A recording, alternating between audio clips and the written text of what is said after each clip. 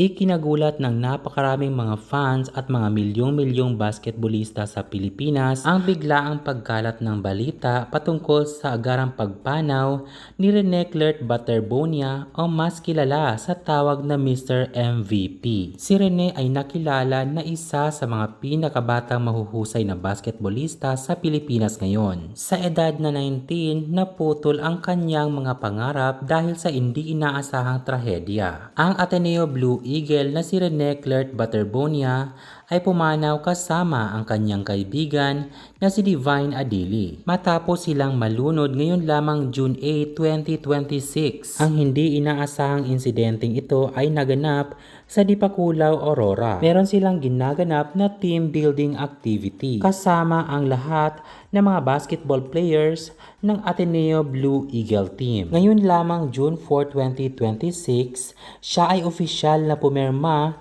at lumipad na sa Manila para ipagpatuloy ang kanyang mga pangarap sa larangan ng basketball. Bago siya lumipad ng Manila, siya ay nag-post pa at nagpasalamat sa kanyang mga taga-suporta at sa kanyang mga magulang. Nakakalungkot din sa parte ng kanyang ina at hindi niya inaasahan na ito na pala ang mga huling pagkakataon na makasama niya ang kanyang mahal na anak. Siya ay biglang nakilala sa buong Pilipinas pagkatapos niyang masungkit ang gold medal sa palarong pambansa ngayon lamang 2025. Ito ay kung saan dinala niya ang Davao Region o Davraa. Pinangunahan niya ang kanilang gold medal sa kanilang basketball team. Hindi pa dito nagtapos ang tagumpay ni Rene dahil ngayon lamang May 2026 nasungkit nila ang silver medal sa palarong pambansa na ginanap sa Agusan. Siya ay center forward at sa kanyang husay sa basketball, siya ay kinatatakutan din ng napakaraming basketballista dahil din sa kanyang height na 6'4". Sobrang lakas niya sa rebound at depensa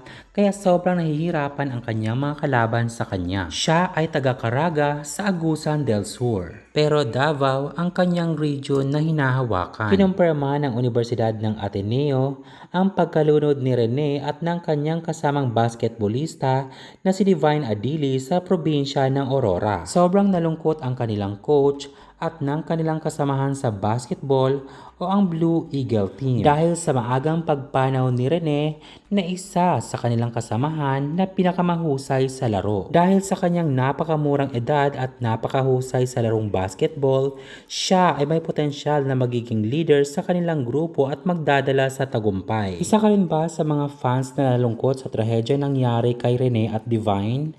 Ano ang masasabi mo sa video na ito? Mag-comment at mag-subscribe para palaging updated sa aking showbiz updates. Thanks so much for watching!